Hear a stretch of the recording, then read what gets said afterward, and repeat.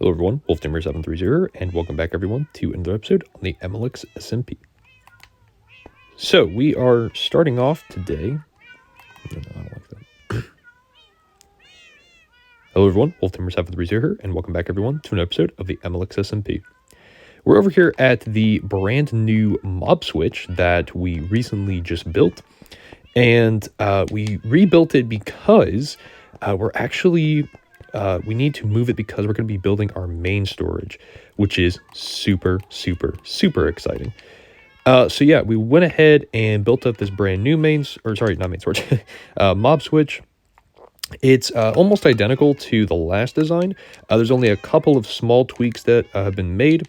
For one, you'll notice that the activation is now a single button, which simply toggles between the on and off state. And then if we take a look right up here, all of the hoppers, as you can see, are locked now. So whenever they're not being, or whenever the system's not being used, they're all locked, reducing the lag. But other than that, the design itself is pretty much the same. We just have the rows of cats. The mine carts come along. They will switch them over to the other side and then do all of that cool business. So really exciting that this is now moved, because it now means we can start working on the main storage. And yeah, as you can see, that big platform over there is the beginnings of our main storage. So this platform is going to help us build up the brand new main storage, where we're going to, be building the main storage. I've got a few netherrack boxes here in case we need them. But yeah, we're going to be moving over all the resources and putting them over here, and we're going to be building this thing up, which is going to be super cool. One thing though that I am going to do, which is going to be a little bit different from my previous videos, is that I'm not going to be doing a time lapse. And this is because main storage is such a big build that it would kill my my storage for making the actual time lapse. But also because a bunch of us are going to be working on this thing over time, it's really not going to be possible to do a nice time lapse unless it did, the entire, like a time lapse of the entire thing be built, which would take hours upon hours, which I'm not going to do. So instead, I'm going to do like little clippets or snippets, where I'm gonna like build a good portion of it, and then as we do that, I'm gonna like talk about the progress as it's being built. But yeah, I'm actually really excited to work on this thing, and so let's not waste any time, and let's just go straight into it and start building this thing.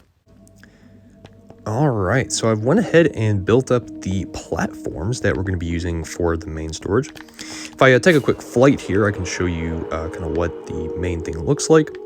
As you can see, it's very kind of centralized, or maybe that's not the right word. Basically kind of loops around. And so kind of this kind of main area right here is going to be main for like the peripherals and stuff. Over here is like where the overflow and some extra stuff is going to go. This is where bulk is going to go, so we're going to have the slices on both sides. And then this super long path, this is the chest hall, and as you can see, it is huge. And that is because we have a single chest hall for our main storage. Instead of splitting it up into like 2 or 3 like kind of parts, it is one big chest hall. And we can really get a good idea for what that's going to look like once we start building up the slices and whatnot. But this is, like I said, it's huge. But yeah, overall, things are looking really smooth at the moment. I've basically just, as I said, laid out the paths. We got the glass, we got the orange, and then the kind of gray bits pieces here and there. There's a few gaps for some extra things wherever they're going to go, but we're not worrying about them too much at the moment. I've got a little, few things here kind of laid out for decor, but we'll have to get there in a little bit. But anyway, I think the next thing I want to work on is probably either something along the peripheral lines or start building up a couple of slices of the chest hall. But I'll figure that out, and we'll continue the progress. But anyway, like I said, things are looking good, and yeah, let's keep cracking on with this. And yeah, let's just keep cracking on with the main storage. All right, so I've built up a couple slices to show off what the chest hall looks like. So this is kind of what the main like UI is going to look like. There are a couple of things still missing. For example, the chests are missing. Obviously, and then the display items are missing, and that's purposely done to allow us to get into the system. It's going to make putting water and the filters much easier, and it's going to make the client lag a lot better once we start getting a ton of these chests, and it's going to be really bad on the client. So this is really helpful for us. You'll notice though that the design is as far as the actual like filters go, we are using signal strength 2 filters. You'll notice we go from a comparator 1, 2, and then we run the pulse, or sorry, the signal to the hopper. Why are we using signal strength 2, you may ask? Well, the reason is because signal strength 2 allows for more items to go into the hopper, which is really good for batching. And I'll kind of explain that more once we get the batcher built and the unloading array and stuff built. But basically the idea is the more items that we can group up together, the more the better like lag efficiency and like sorting reliability we get, basically. And so that's why we're using these signal strength 2 filters. The only challenge with them, of course, is that they are a little bit bigger, as we can't have them one wide tileable, because then we lose the overflow protection. And so that's why we have these this is a AB tileable design. So we have A slice, as you can see, it's a little shorter, and then the B slice is much bigger. As you can see, it sticks out much farther, but in the end it's totally worth it. There are a couple of like inconsistencies from this first slice, which I think is kind of funny. You'll notice all of this like outside red stuff. This is all global locking, but for example, like up here, this block right here has to be a target block, which I think is hilarious. I actually think I'm missing redstone, or no, I'm not. No, because this gets powered, which then activates this, and then actually maybe I am missing redstone. I think I am. I think I'm like missing a block like here or something, but there's a specific reason that's a target block. I just think that was really funny. But yeah, so we're probably gonna, just tile this, and we're gonna go all the way down here. It's gonna be a super big long chest hall, as I mentioned previously. And yeah, all we gotta do is just get this thing built. So let's start continuing this thing and get it built up. All right, so here is a little bit of progress has been made. You can see that I made the other side of the slices. So now we have the full kind of chest hole, as you can see, and it's looking really fantastic. Khalib has been building the rest of the slices, as you can see here. The whole bottom filter for this side is gone all the way over to the end here, which is amazing. And so this thing is going to be pretty easy to build once we get everything said and done. Like once it's all said and done, we'll be able to put in the filters. It's going to be super sick. You also notice I went ahead and put in the input. Let me pop into spectator real quick, and I'll show this thing off. The input is incredibly advanced. I don't know how else to explain this thing, and I don't fully understand it. This thing, it's insane from what I know. It's a whole lot of crap. The hardest thing about something like the input, and what will be true for things like the merger, the unloading array, all that kind of stuff, is just the complex build structure. Is that it's not like the chest hall, where it's easy to see kind of like where things go. It's easy to debug it because you can tell, like the slices and whatnot. This thing, it's all like compacted together in this really tight formation, and it's just super hard to tell like what the heck anything does. But the good news is that it is done, I think. It is clocking at the moment. That's why I have this lever here. So, but I'm hoping that that'll be fixed once the rest of the system is built. If not, I'll have to debug this thing again and figure out why it's doing that. But yeah, overall, really good progress is going on, and hopefully as I start working on the other things, which you can see here. I've started laying out the ice paths, or the water streams, for where each of the other components are going to go. And I'm going to start working on these guys so we can get the complex builds out of the way.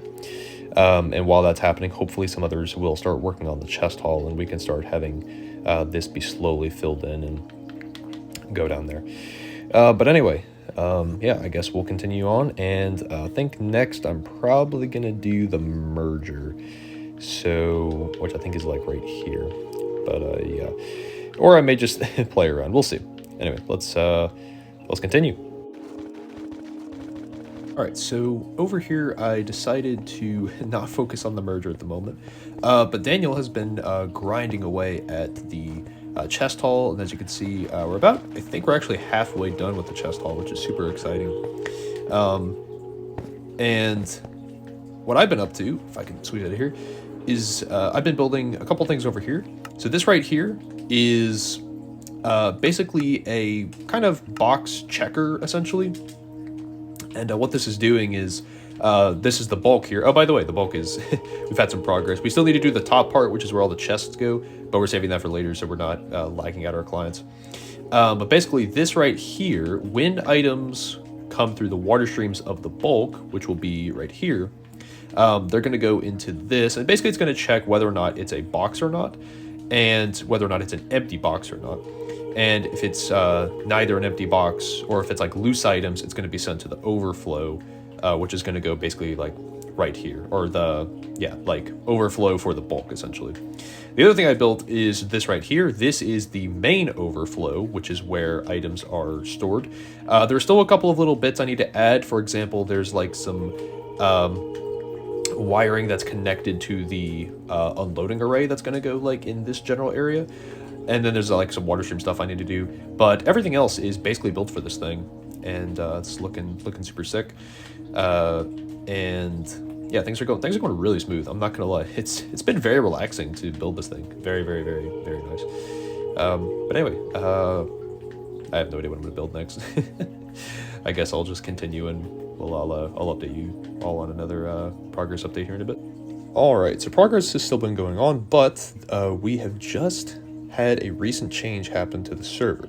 So as of recently, we have just updated to the newest version, 1.20.70, which in it brings a couple of, let's just say, unwanted changes.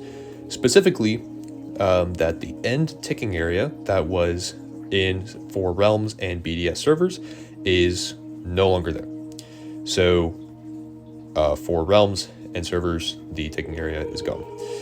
And that would mean for us, we would lose our mob switch, we would lose permanently loading the main storage, which means it would constantly break, and it loses having really nice quality of life farms set up here that we don't have to load all the time. So we could either do that, or we put it back. So yeah, we used a third-party editor called Amelix to stretch the contents of the ticking area to cover the original 21 by 21 chunk area. We used Amelix and not the ticking area command because the ticking area command has a limit of 100 chunks, which would mean at maximum we could cover a 10 by 10 chunk area. And if we wanted to use multiple ticking areas to cover the entire area, we would need at minimum 6 ticking areas and at maximum 9 ticking areas, depending on how we can shape the ticking areas. So yeah, it would really suck, but thankfully Amelix is able to stretch the minimum and maximum size for a ticking area, and so we used that to edit those data values, and now we have the full ticking area back. And as you can see, we have the end platform, which is at -160 to 175. And yeah, so that is the original ticking area back, which means that we can continue doing everything that we once did. We also, thanks to Amelix, have now enabled achievements for the server, which is really exciting. And yes, we do things that aren't strictly survival related, such as we use spectator mode to help get screenshots and making building much easier. And we've used the occasional teleport for very specific reasons. But for the most part, we are still nearly 99% survival, and I think it only makes sense for us to have achievements if we put in all of this work in a survival world. And while we're no longer, completely survival pure now that we've put a ticking area that is not, purely survival, we're not purely survival purists. We like to play the game that is the most fun for us, and taking out that ticking area with all the work that we've put in, it would just be a waste of the server, and it would be a waste of all of our time. And so it is much better for us to put the ticking area back, which is what we decided to do. So now that that's out of, now that that's all done, let's get back to building the main story. Check it out. This is the merger array. Gosh, this thing is, this was a pain to build. This was such a pain to build. The three big things being the merging array, the unloading array, and then the splitter array. These things are complicated as heck.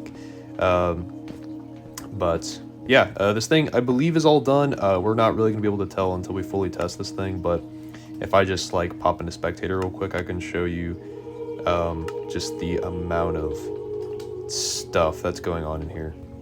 Like, look at the deep wiring in this thing. It just goes on forever. Yeah, extremely annoying to build this thing, but hey, it's done. I will say though, this beautiful part was really fun to build. I really enjoyed building like this part of the merger. Super fun.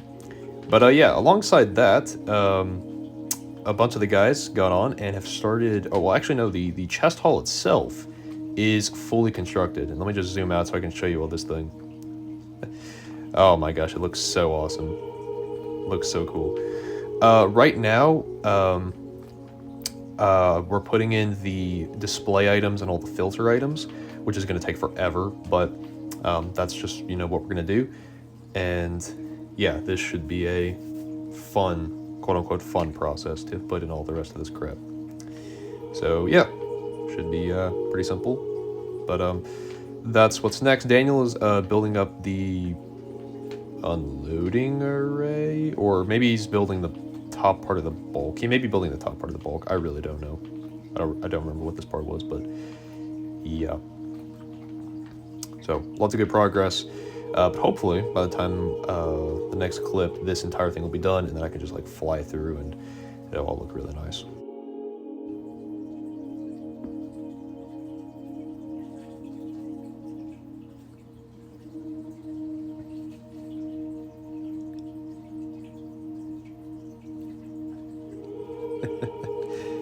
Heck yeah, look at this. Oh, it's fantastic. We now have, for the most part, the entire chest hall filled. There are a couple of small things that I still need to add that are missing, particularly down at the end here. There's a few things I need to add the chests in order to put them in. For example, the anvils. Here's where the carpets go, but I can't put them in until I have the chests. And then down here, I'm missing the Spore Blossom, which I don't think was in my original list, so it made sense I'm forgetting that one. But somehow I'm missing the freaking Blue Orchid. Like what? My Blue Orchid. I'm fussing over this because I know I had the Blue Orchid, and yet it's just not here. I don't have it. My Blue Orchid is gone. So I'll have to go get the Blue Orchid. And there's a couple of other things that are just like display-wise that are not really sorting. For example, this is the firework star and the tipped arrow, and then up here is the banner and the pottery shirt. We're not going to be sorting all of them, of course. This is just going to be where their like specific containers are going to go, and so that'll be important for that. But yeah, everything else is looking really good. And yeah, it's looking great. But yeah, so other than that, the chest hall is basically done. All the filters are in. And yeah, it's really exciting to see this into this whole thing. It's super, super exciting. Yeah. Anyway, there's also been progress over here. Daniel has started the unloading array. This thing is crazy cool looking. Oh my gosh. And this is only a small part of the unloading array. The unloading array is so much bigger. Like, it takes up this entire area right here, which is going to be insane. So we're going to be doing that kind of stuff. But yeah, overall, a lot of good progress has been going on. So let's keep the ball rolling, I guess. And I think what I'm gonna start doing is I'm gonna start working on these like peripheral things that are on the outside here. But anyway, yeah, let's continue it. Let's keep up the good work. Gosh, this chest all looks so good. I'm gonna fly by it one more time because it looks so good.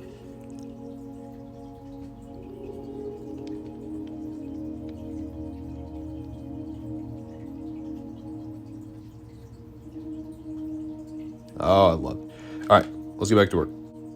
If I were to ask you, what is the best peripheral for a main storage? What would you say? Maybe a furnace array, maybe a potion brewer, a restock station. These are all great things. But none of them quite compare to the greatest peripheral to ever exist in a main storage.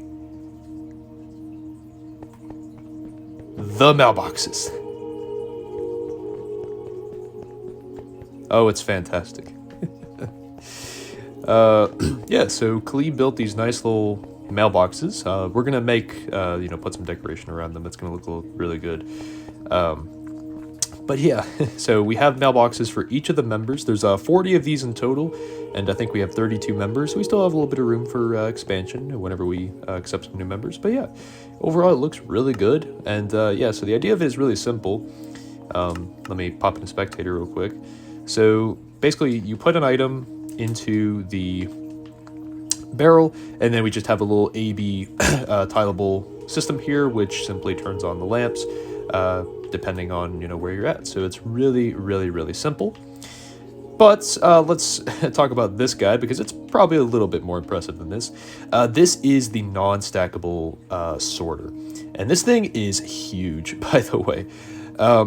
Technically, this part up here is the non-stackable sorter. All of this down here is simply a accessible box loader, which is really cool. So all the non-stackable items will get sent up here and loaded into here, and then we sort the non-stackable items based off of special properties that they have. So for example, potions and water bottles can go inside of a brewing stand. So it tries to fire into there. If it gets fired, then it goes down into this chest right here. If it doesn't, it keeps going on. So let's say we have an enchanted book. All right, it can go inside of the chiseled bookshelf. So same idea, it tries to shoot it in. If it does, we get that. And then some of the other ones, we have like the buckets. So this determines whether or not it is a bucket or not. So it tries to dispense the liquid inside of there, and so then it will be pulled out. And there's a bunch of logic. I don't fully understand this thing. I just built it, and oh my gosh, this thing is a pain. Just like the merger array, this thing is full of just. Take a look at this. All of these dropper directions, all the hopper directions, all of the hopper locking. A non-stackable sorter is very specific in how it has to be built. That it's basically this like wire maze of trying to, especially the hopper locking as well, trying to get it all together. But yeah, it sorts absolutely everything, and yeah, so we sort them all into 10 different categories. I need to label them, but yeah, so we have all of that. We have book separation. We have full liquid separation, so it's going to sort water, lava, and powder snow, which is pretty cool. We have minecart and boat separation, and some other things. The only downside to this system is that it cannot sort tridents, and that is because of this dispenser. Actually, I think it's this one, or maybe it's, oh no, it's this one. So when a trident is in a dispenser and you activate it, of course, it gets shot out as a projectile. And that is, there's no way for us to detect or like to pick that trident back up unless we wanted to use like an allay or something to sort it. So unfortunately, if we put any sort of trident into the system, it will be, it'll actually just sit right here in the cauldron, if I'm not mistaken. And we can either pick it back up or we can just let it despawn, I guess. But that's the idea behind the tridents. And so it kind of sucks that we're losing tridents, but we have a drown farm, so we're not going to be like worried about tridents, and we have the AVC as well, which we can easily make more, so I'm not worried about like loading tridents into the thing. Plus, if we ever need to get them back, you know, we can easily just come back here and grab them. But yeah, this thing is huge. This little piece though is the small empty box storage that is yeah, so there's a lot of different empty box storages that are around the storage. The big one is going to go right here, which is going to fuel the merger, if I'm not mistaken. Or maybe if you, actually, I think it fuels everything. But if that gets full, any excess boxes get sent right here. So this is like a very small empty box storage where we can collect empty boxes that we may need. So like, say, you know, we need an empty box for like a few projects. Well, we can grab them from here if it gets full. Keyword if, because everything else has to be full in order for empty boxes to go here, and that is a very rare occurrence. So there often will probably not be any boxes in here, but this is where any excess boxes would be stored. Daniel has also been constructing the unloading array. Look at this thing. Oh my gosh, it's beautiful.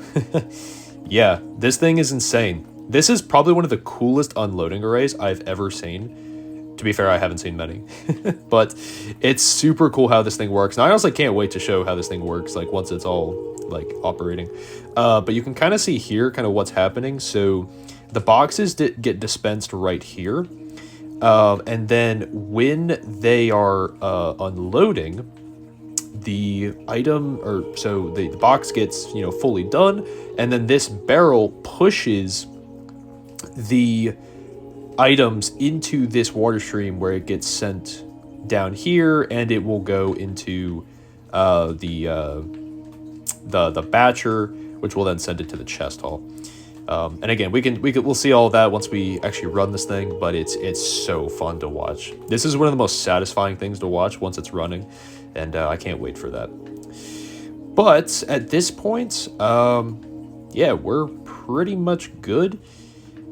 There's obviously a lot of still small things. There's still the, like I said, the empty box storage over here. There's the big component that goes right here that I cannot remember what it's called.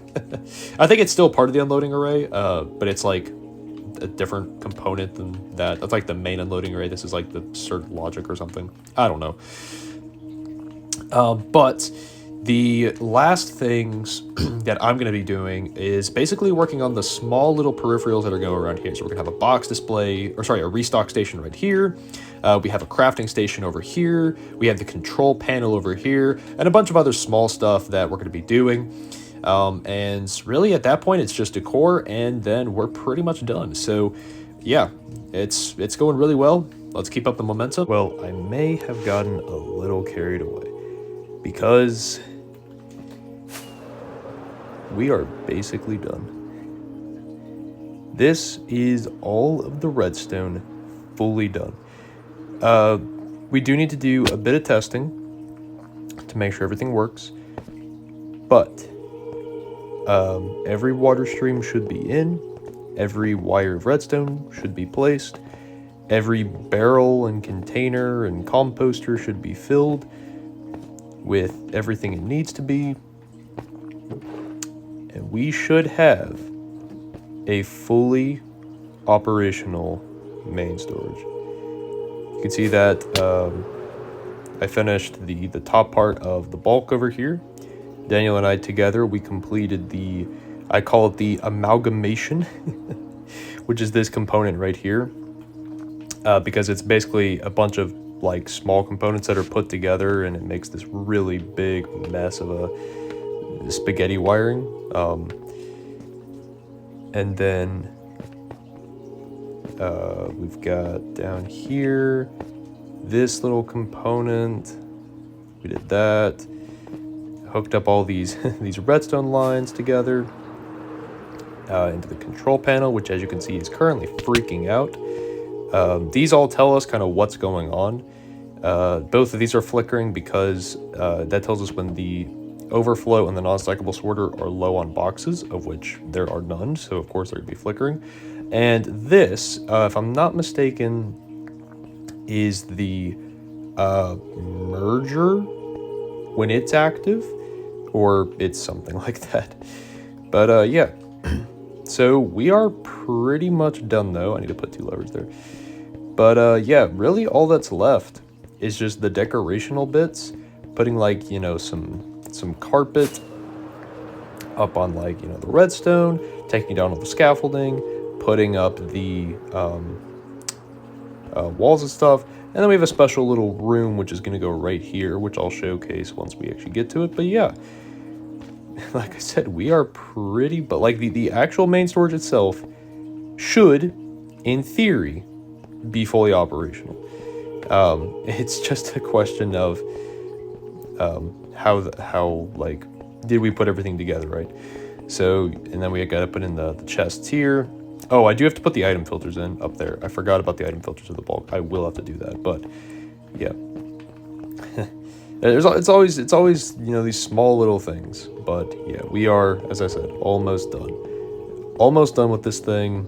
It's just a little bit of deco, cleaning some things up, finishing up the final touches. Guys, we are almost done. We are almost done with this thing.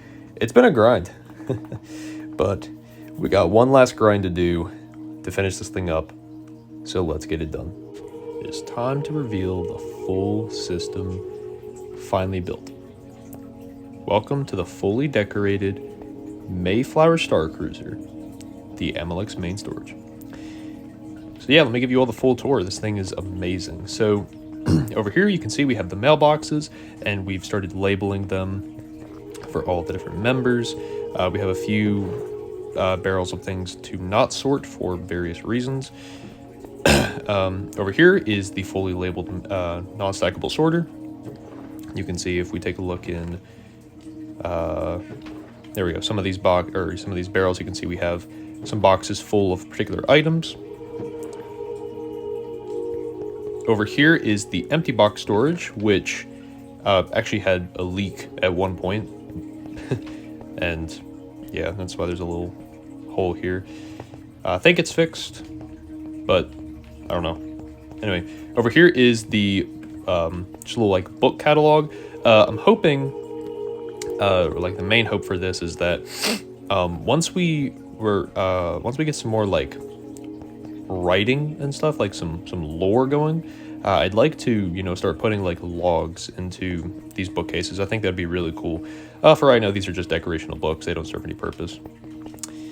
Down over here is the box display for our kind of universal items. We need to collect more tools, we need more food, and then we need more firework rockets and scaffolding, it looks like. But if we take a look in, you know, the box displays, we can see all these different resources that we can draw, and we have just a ton of items that we can use. So very cool there. Over here, here's the crafting station. Very simple. You put, you know, your 2 materials that you want to, you know, craft with. Here's the output box. Output boxes go into here, and then the empty boxes go into here.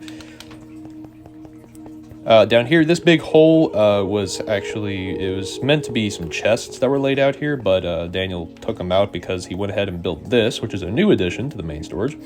It is a double hopper speed 50 furnace smelting array, which is pretty cool. Just a nice little smelter to help us get to help us have a better, like more applicable smelter instead of having to go to the stone factory or go to, you know, the end, which I don't even remember which gateway it is. This one's just, it's convenient, it's close, and we can throw loose items in instead of big bulk quantities of items. Over here, the control panel is now fully labeled, as you can see. So we have lights that will tell us when the bulk is active, the unloading array is active, and the merger is active. And then we have these lights, which will tell us when the shulker box storage is low for the NSS, the overflow, and the just overall empty box storage. These, if the main storage ever dies for any particular reason, like it fails, it breaks, one of these three lights will let us know what broke. And so, yeah, those light on. Over here, this is the reset system. For whenever the system does break, we can reset it here. These are just some pause switches for when the storage breaks, then we can, shut off the merger or the unloading array for whenever, to make sure, nothing else breaks with them. Just a nice little like stopping. This is the Cthulhu button, which I will quickly explain what this thing does. Down at the chest hall, there is these, the bottom filters. The bottom filters, as you can see, are this dropper elevator that's right here, and it shoots up. If the bottom chest gets full, items are going to get clogged into the droppers, and if they do get clogged in there, then they are basically going to be stuck there. Because the way that the droppers activate is when an item comes through. So, like I said, they're going to get stuck, and there's, the only way for us to get them would be to, come down here and manually take them out. The Cthulhu button, whenever we press this button here, activates this really long pulse extender, which clocks every single dropper down here at the bottom, for the bottom filters to shoot out any items that may be stuck in the droppers out to the chest. And it's called the Cthulhu button because for the moment, or when it's active, it destroys the client. It's like a destroyer of worlds button, and so appropriately named the Cthulhu button. This is the overflow. We have accessible loaders. We have a few items that appeared, or a few chests that are probably full. We need to go look at the soul soil and fix that. Anyway, over here, this is the bulk overflow, which basically if a full box of items that is not one of these items gets sent in, it will come out into here. And then this is the error chest, which is what I mentioned earlier about the box checker down there. If loose items happen to come in into that water stream, then they'll be sent here, or anything that's not an empty box will be sent into this chest here. We have a nice little decorative ceiling right here. We have some utilities right here. This is the kind of workshop area. We have a banner making area.